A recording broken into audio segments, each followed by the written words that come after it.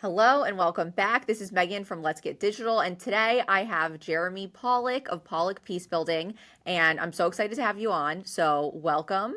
Thanks for And having me. yeah, of course, because not everyone knows exactly what you do. Could you just give us a brief summary of what you do, what your company does, and how you got into what you're doing? Sure. So I'm a social psychologist. I have a specialty in peace and conflict psychology and a background in conflict resolution, mediation, that sort of thing. And I'm a trainer and a coach. So I have a consulting firm, and what we do is we go into organizations that are experiencing conflict either among teams or between employees. And we do interventions, do mediations, facilitated dialogues, or they have some sort of potential conflict with the customers or the general public or something they foresee. And so we go in there, we do training and help them skill build around conflict resolution skills. So that's my company now. Prior to this company, I've been a serial entrepreneur for the last about 20 years. Oh, wow. Okay. It's very unique because it's like you're almost like a workplace psychologist. That's exactly what, yeah. So I would be considered a social organizational psychologist. So Interesting. essentially, my team are working practitioners, workplace psychologists. Okay, it's very unique to me. I don't know many other people who do that because it's not like an HR department, for instance. I feel like it Right. goes a lot deeper. How did you end up falling into this I mean, I think I don't know if it was falling. It was or intentionally somewhat going into it? intentional. Yeah. I was a coach for a long time, so I started a coaching Okay. practice back in I think 2009, something like that. And so I became a coach. I was full-time coach for a while at a private practice, and some of my clients were asking me to eventually coach them and like a business partner, or coach them and a spouse or something, and just do some conflict resolution. And I wasn't trained in it at that point, but I was pretty, it seemed natural for me. I enjoyed it. And I thought to myself, this is an interesting area that I maybe could find some specialty in. And it was a little bit different than just ongoing coaching with people. So I thought I'll go back to grad school, and I got a master's in conflict resolution and then eventually a PhD in psychology. And so I just wanted to focus on helping people get along better. And eventually I realized that I needed to be more niche and focus. And so I just started going towards organizations and workplaces because that's where I found, I don't know, it was easier to engage people in this kind of work. And yeah, it's been an interesting ride ever since. And so the unique thing about what we do is we are very much a crossroads between the intersection between HR and psychology. So we come in where HR doesn't have the capacity to bring in conflict specialties. And then if you look at traditional conflict resolution people or mediators or peace builders, a lot of them don't have that organizational HR background or functioning. So we merge these two things to come into organizations. So it makes us a little bit unique. Yeah, it's very unique. And really liked what you said about how you found your niche. And I think that's really important for businesses to do that. What 100%. was the process of, did it take you a while to find that and you narrowed it down? You started big Yeah. and then, because I know people personally, like I've even struggled with that with our business, and it feels scary to get super specific. But at the same time, I feel like if you're too general, then Yeah. you're taking in anything. My philosophy is be as niche as possible, be as specific as possible. And then once you find your niche and you're doing well and you're growing, then you can start to expand a little bit and test the waters and make sure it doesn't affect your core business and Mm, just supplement it. But if it does, you want to go back to your niche. Yeah, for us, it was like we started out and we were, hey, we're conflict specialists for everybody. We community okay. conflict, family conflict, organizational conflict. And after a while, it was like we found where the market was. We found where people were willing to spend effort and resources in conflict resolution, at least the kind that would help us grow. There's plenty of family conflict and they're willing to pay, but it's a different pay range. It's a whole different thing when you're talking about families paying for it versus organizations. They have budgets Oh for these yeah. sort of things. So we just thought this is a better angle. There's a lot more opportunity in this area and also a lot less competition. There's tons of people that do family mediation and community mediation and that sort of thing. And there's not a ton of money in it. So Yeah. I was like, if I want to grow a business, I got to focus on number one, where the resources are, and like people are spending money to have better cultures at work. So that was the niche. And we don't have an industry niche because we work with every industry there is, Oh, okay. but we have a niche in terms of what we do for companies. And that limits us in some ways. We have tried all kinds of different marketing strategies including like outbound marketing, like doing cold calling, cold emailing, LinkedIn outreach, all that stuff. None of that stuff has really worked for what we do because it's so niche, because it requires people to be in a particular situation or looking for a particular thing at that time. And so trying to sell someone conflict resolution services when they're not actively looking for it, very tough. So it limits our ability to do a particular side of marketing, which could be fruitful. But so we're just focused on inbound. We're focused on content building and inbound. And that's really been our bread and butter. Okay, so that's great because that's what I do. Yeah. How have you seen, or I guess, what have you seen to be the most effective digital marketing strategies that you've employed? You said content. Yeah, and when did you start focusing on digital marketing? I started focusing on digital marketing in 2009 when I started my coaching practice, and I also had a martial arts academy. And back when I had a martial arts academy, SEO was just a kind of growing thing back then. There was all kinds of weird stuff going on in SEO. You could do black hat SEO, all kinds of weird stuff. You can't do that anymore.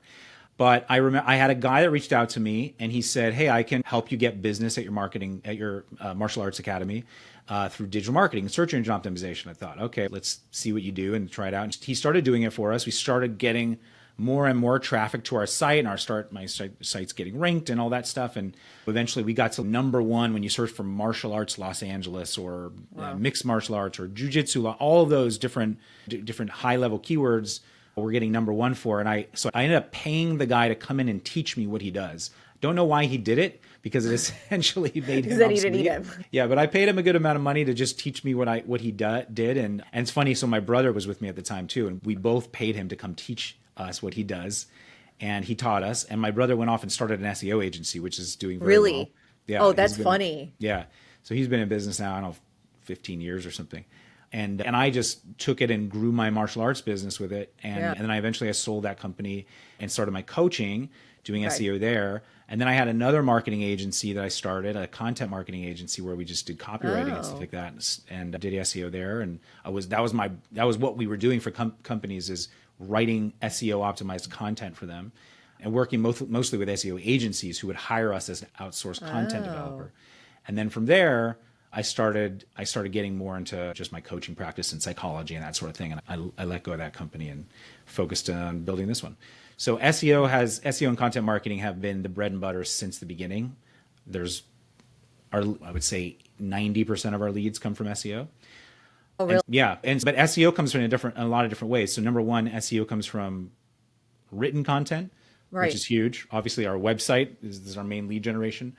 But now we're doing a lot of video marketing, and video marketing is great from this it's great on two aspects. And we're still building, and I want to get a lot more users, but I know that it's a long-term game. And so like anybody that's thinking about like social media or video marketing, you have to think in the same thing for search engine optimization. You have to think in the long term. It took me at least a year of SEO of just, I'm going to stay in this until I started really getting traffic. I'm thinking the same thing with video marketing. It's going to take me at least a year of video marketing or longer to build up an audience where I'm getting like leads directly from video.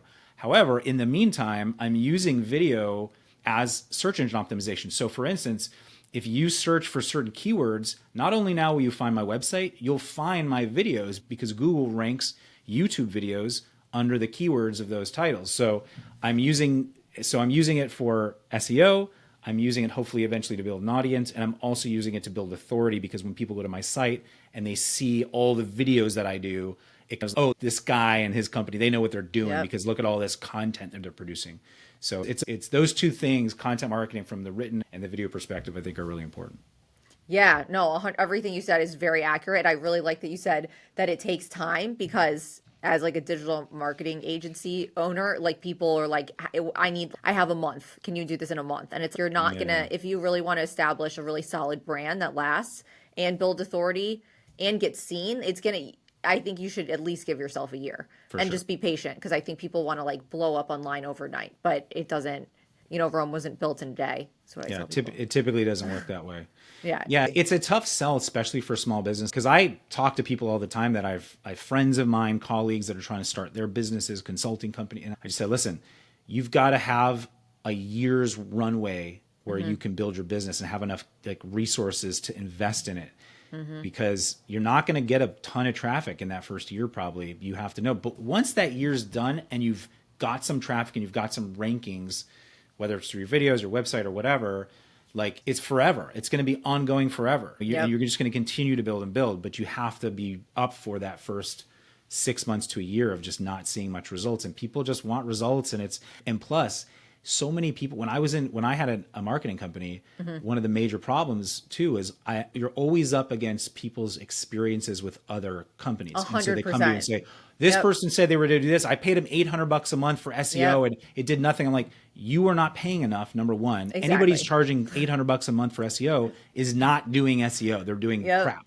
I hear this all the time. Yeah. So and then they've spent 6 months doing it, no results. And the company was crap and all this stuff and they didn't do it right. And so now you have to like, okay, how do you help them reset? And okay, you were with the wrong company. Kind of exactly. Besides showing case studies, but we run into that all the time. And another thing that we run into is we've had to graduate to bigger businesses because small business owners, which is totally understandable, don't have that budget to just throw on content. And a lot of them, which I don't fault them, but they think everyone has a smartphone now. So they're like, oh, I'll just have, my son or daughter film me or something else. But which you can do, obviously. And I think that's better than nothing.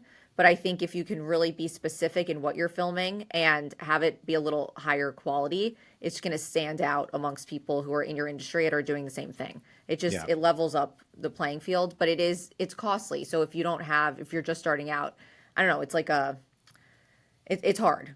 It's hard. By the way, the people that the people that use their own phones to like film stuff and all that, and they're like consistent, like they do a daily video and all that stuff, those people, they can be successful. Exactly. But those are typically, from what I've seen, they're not small business owners. They're just like a person with like a solopreneur. Yeah, solopreneur. Or they're exactly. They're not They're not business owners. Business owners don't have time for that. I guarantee you. You're like, oh, I'm just going to do my own videos. You will not. I promise you, you will not do your own videos. I said that myself. I never did it. Never.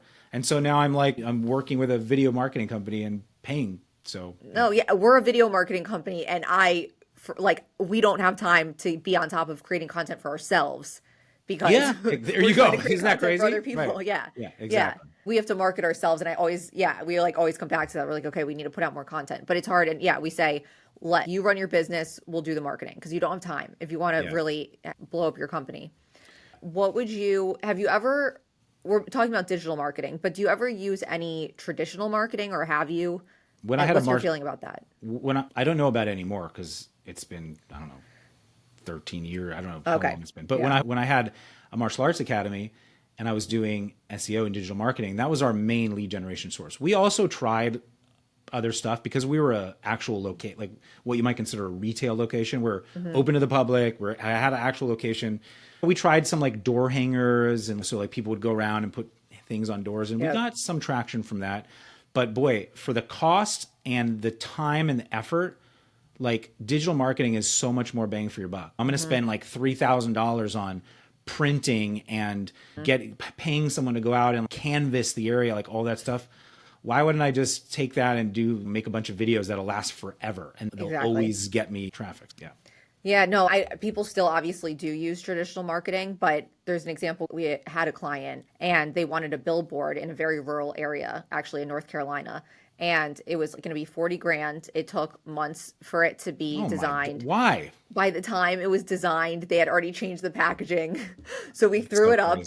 We said this was not a good idea. The owner insisted. So at the end of the day, we're going to do it. We realized once it finally went up months later and the product looks kind of different, that there was no way to track it. So you have this massive billboard, but you literally don't know if there's any sales from that. Whereas digital marketing can literally track every single thing online. You can analyze it. You can see what part of the world's looking at it or country, like the type of person looking at it. It's just so specific. Yeah. And like you said, the cost is $40,000 for one billboard compared to insane. If you put that into fake meta ads, there's no comparison. Yeah. I think on some level it might be an ego thing when people want to do that kind of thing. Yeah. Just like, I want to see my ad on that kind of thing. But it's a crazy, listen, the companies that put their stuff on like TV commercials and on billboards or whatever and pay tons of money for that stuff, they're huge brands that they have this weird philosophy, and maybe it's true, that their brand just needs to be out there to seep into people's brains. They don't care whether they get direct leads from it. They just believe that if it's out there, that's what's going to keep people buying and buying. It's subconscious. They want it Yeah. in their mind. But you have to have so much money to keep something up for long enough for that to You have a actually huge be brand. effective. Yeah, a huge brand. Exactly. Yeah. And they're usually companies that like where you would go and you buy something at a store, like your Pepsi, you go Yes. buy it at a store. There's no way to track how you knew about going to the store and buying Pepsi. You probably just knew about Pepsi because you saw it on some billboard or something. There's no way to track any of that. So if you have some brand where you're putting stuff in a store and people can go buy it on their own, okay, and you have enough money to do branding, well, like on billboards, that's fine. But if you have a product that you're trying to sell via the web, there's no reason to do like traditional marketing if you have something that you're selling online. No. You know? And this is a thing too we'll run into. People are like, oh, I just paid for a magazine ad. Like, I don't want to do. That's the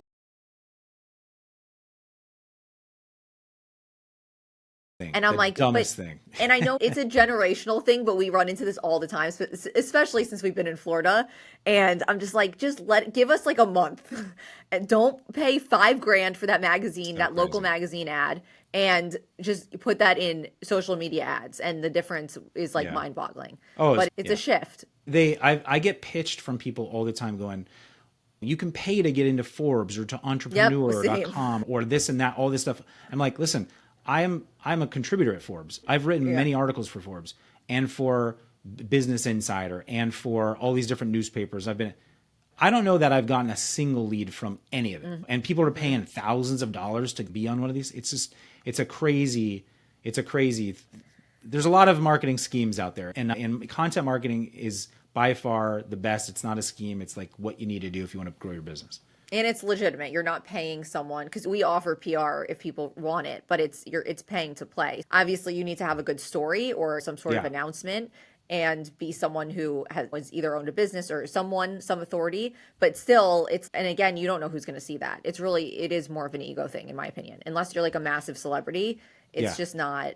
The one reason to do that sort of stuff, like I've done like where I've appeared on a TV show or something like that, or like a news show, or that's a good idea. All that stuff. All of that stuff, I don't know that it's gotten me any leads. The only thing it gets me is authority. And so that is worth it on a one-time basis. I'll pay one time to get in this one thing, and then that way I can put the brand on my website as seen on or appears in or something. I can do that. I can put it out in my proposals, so it builds some authority. So when I send out a proposal to a client or I talk to a client, they're like, oh, they've been featured in different, like on ABC and NBC and all these other things. So it feels, oh, they're legitimate. That's the only reason. You don't do it because you think you're going to get leads from it, because almost definitely you won't. But that's the other, No, I think I agree about the authority, and it is a fine balance, because I would say that you are an authority in your field. That's what your content showcases, and you are, and you're building yourself up as that. And I know there's a bit of a trend in that direction where people want to be known as thought leaders, get tossed around a lot right now. And a lot of people want to do that. And so it's a delicate balance between, I would way more focus on content, but a lot of the people who are looking for it to stand out like that assume it is just PR. And I do think, or a lot of it's PR. And I think what you said is good. You could do it one or two times to just put it as seen as, but then after that, it's getting excessive, and and it's really expensive until you're making a ton of money and have that much disposable income to throw just like $5,000 on a small little article that probably no one's going to see. It's just not worth it, in my opinion. Yeah. You want to do your best to have predictable income, which means how much can you spend in something and basically how much you're going to get back if you spend it. So if you're doing like ad buying and that sort of thing, how much can I spend on an ad and I know I'm going to get $1.50 back for every dollar I spend? Or how much am I spending in SEO? Am I spending $3,000 a month? And how many clients do I get from that? If I get 2 clients, am I making back the money? So you know exactly what you're doing and where things are coming from. The branding thing, it's, oh, I'm going to pay $5,000 to be on this thing or to appear in this thing. I have no idea if people are seeing me there or that's where they're coming from. So really, it's just, to me, it's just be intentional about where you're spending your money and know what you're spending it on. If you spend it on PR, know that it's not spending it on lead generation. You're spending it for authority. And that's okay. You can spend money on authority to build your authority up. It's fine. But use that authority then to supplement your lead generation efforts. Exactly. Yeah. Not just that. No, I totally agree. So speaking of content marketing, how do you approach content creation and storytelling to engage people? Was there, for instance, when you started making content, was there a certain format you had in mind or how you wanted to, yeah, showcase what you do in your videos? How did you come up with the route that you're on now? In terms of videos, Yeah, of the types of videos you were making. yeah, I make three types of videos basically. I have I should have started with that. What kind of yeah. videos do you make? I do explainer videos, which Okay. are, yeah, hey, 5 conflict resolution tips that you can do with this, that kind of thing. So if an explainer video that gives some information, then I do a reaction video, which is like a conflict that's happening and it's filmed and I react to it and comment on it.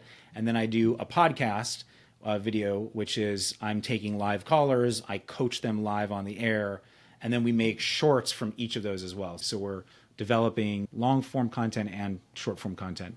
And then those get blasted on all our social media channels. Great. Especially Yeah. reaction videos right now they do very well. And especially if you're watching a conflict, everyone just naturally likes to see that.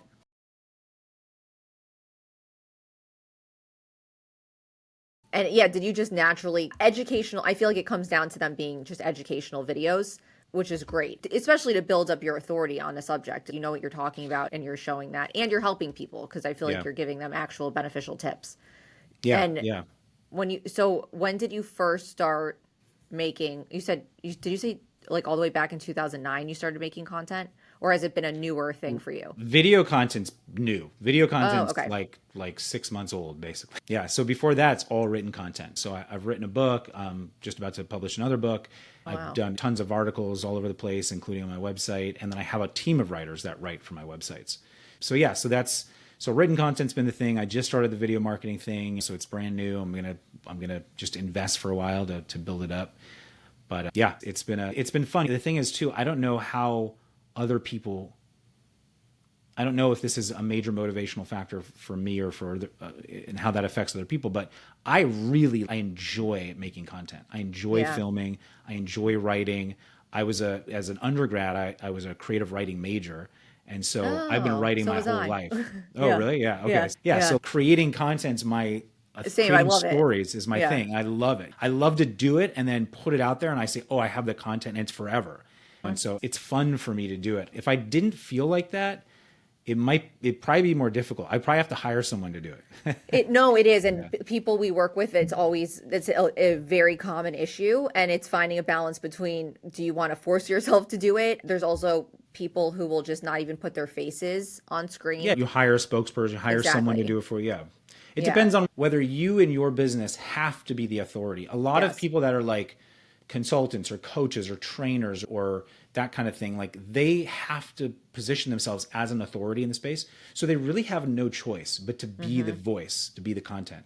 So if they're not comfortable on camera or if they don't do a lot of writing, that's something they need to step up to do.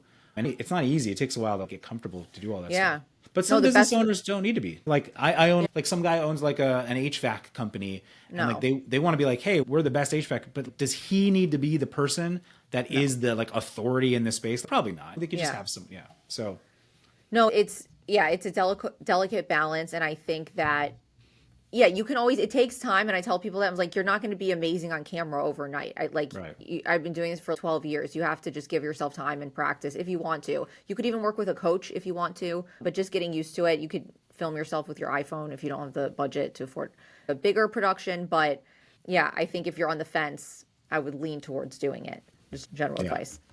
Okay, what advice do you have for aspiring entrepreneurs looking to establish their presence in the digital realm? So, for instance, someone who, I guess what we were just talking about, would be okay being on camera and has not started putting out content at all. Like, how would you advise they start? I think anytime you're going to start something new from whether it's a habit or a new practice or something, you've got to first establish the motivation to do it. Number one, do you believe that it will help you? Do you believe that it will be effective, that it's going to, you're going to get a return on your investment of time, energy, and resources? If not, then you probably should just do more research, talk to some different companies, marketing experts, et cetera, get a feel for what it is you need to be doing, and if video or different types of content marketing are going to work for you, because you need to be motivated, because it takes a lot of effort and resources to do it. So that's number one. Get motivated. If you want to do it, if you think, hey, this is important, make sure you're motivated to do it. Then once you're motivated, you need to find your team. So it's hard to do it on your own, especially as a business owner. You're really busy. So find people that will do it for you. You can work with local digital marketing company, local video marketing person. You could even go to Upwork or Fiverr or something like that and find someone. Just find your team that will help you build content and get on a schedule and get consistent. I'm going to put out a blog and 5 months later I'll put out another blog, or I'll do a video and 3 months later I'll do another. Get consistent. Do something on a weekly basis, whether it's an article a week, a video a week, 2 videos, whatever it is. Do something, but just get consistent and make sure you have a team that can help you stay consistent with that stuff that's working for you. That's the biggest thing. Staying consistent. It's really hard. It's really hard. But once a month is better than, I feel like the longer you let it go, the harder it is to keep on top of it. I would highly suggest at least once a week and then go from there. The more, the merrier. I wouldn't overload it and I feel like a few years ago on social media, it was like post 4 times a day on Instagram and post on YouTube Shorts and all this stuff, which I don't think is necessary, as long as you're just keeping your audience informed. Because when you're out of the picture, you're out of their minds. So it's just about staying on top of it. Yeah, it's that branding thing. It's like you're branding yourself. You got to be out there. You got to be in their minds. Exactly. How do you stay, this is like our last question, but how would you say that you stay ahead of the competition in your industry and adapt to changes in it? And I don't know if that would apply to content marketing. Do you ever look at other people? You're in such a specific niche that I don't know if you see other people doing what you're doing that specifically. In terms of, so my SEO agency is constantly monitoring who else we're competing with for rankings, right? So we're looking at other sites that are our competitors for different keywords, and we're going, what are they doing? What kind of backlinks do they have? What kind of content are they putting on their sites? And all that stuff. So we're constantly monitoring who our competition is and what they're doing online. I'm not really paying much attention to what they're doing in the real world in terms of services, because I know that our services are unique. They're really good. I don't really care what other people do, because what we're doing is working well. So really where I'm paying attention to competition is on the marketing side. Is how are people positioning themselves, maybe what their pricing looks like, what their programs look like, and all that stuff. And do you ever look at that in terms of content? I feel like that's harder to find, but people just in your space putting out content consistently. Oh yeah, I'm looking at stuff like that, especially in videos. Who else is putting out videos and this kind of stuff? I feel like I'm doing the right thing because there's not a lot of people that are consistently putting out videos in this space. I feel like I've got a little bit of an edge, so I got to keep going and just blow it up. No, I feel like the more, if you are consistent, that's really the majority of the battle, to be honest. It's really difficult to just keep doing it. And that's why having a team is helpple. Because if it's just you by yourself while you're also trying to run a business, it feels impossible. It will never happen. Not for me, any. I just wouldn't. I don't have the time to sit there and film myself, write the scripts, edit myself, and then post it to the thing, and then track if it's doing. I don't have the time for all that stuff. It's a full-time job. Yeah. 100%. Yeah.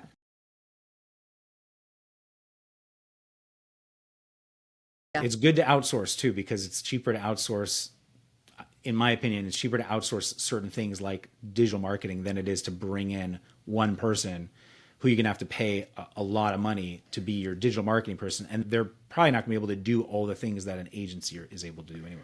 It's so true. That's a lot of people. We'll talk to prospective clients and they're like, oh, we have a social media intern. I hear that all the time. Oh, yeah. And she does all the video and the SEO. And I know for a fact that's Is it working? No, and that's why you probably reached out. Yeah. Like, why are you reaching out if that's working so well? Exactly. But I hear that all the time, and it's just, I think a lot of business owners don't even understand what goes into digital marketing and content marketing, and it's easy to fall into just being like, oh, we'll just have this part-time person do it. But then, even if she's full-time, it's like you said, that's a full salary, whereas you're just paying, it's a lot cheaper in the long run to just outsource that, and you're not having to retain someone full-time. Let's say I pay $2,000-3,000, like maybe $3,000 a month to a video marketing company to produce daily videos for me or something like that, X amount of videos. And so that's a lot of videos. If I were to get someone else who was just to do that, Number one, I don't think that one person could do all that. Film it, edit it, put it out. I don't think it's too much work for one person to do. And if I did have that one person who could do all the things the agency can do, that's a very highly skilled thing. And you'd probably have to pay the person 150, 200 grand a year. That has those types of skills at that level to do what the agency can do. It's just, it's not worth it. No, as opposed to $3,000 a month, 12 months, that's $36,000. And I get all the content I need. Yeah, I get all the content I need, and I don't have another employee who's making $150,000 a year and has so much on their plate that they can't get out a video every day, because it's like filming, editing, writing, all that stuff it's more than a full-time job for one person. No, it's true. That's a very good point. I tell people that all the time. Yeah. So thank you. Thank you for coming on and talking to us. This was really interesting. And where could people, you said you're releasing a book soon. When is the book coming out? That should be released, I think, what's today? Today's February 12th. February 12th. So I'm hoping that will be published in like a week. Wow. So by the end of February, it'll be released. Okay, very cool. So where can people, what's it called, and where could people, I can put a link, but where could people find it if they want to buy it? So it's called Peaceful Leadership. It's a sort of new kind of framework for leadership theory, and they'll be able to buy it anywhere like Amazon and that kind of thing. And then my other book, the Conflict Resolution Playbook, is on Amazon and any other bookstores. Awesome. And where can people find you on social media, because they want to watch your content, obviously? They can search for Pollack Peacebuilding on YouTube, and you'll find our channel. And they can also go to pollackpeacebuilding.com. Okay, awesome. Thank you, Jeremy, and best of luck with everything. You're killing it, and we'll talk to you soon. Thanks, Megan. Appreciate it. Bye.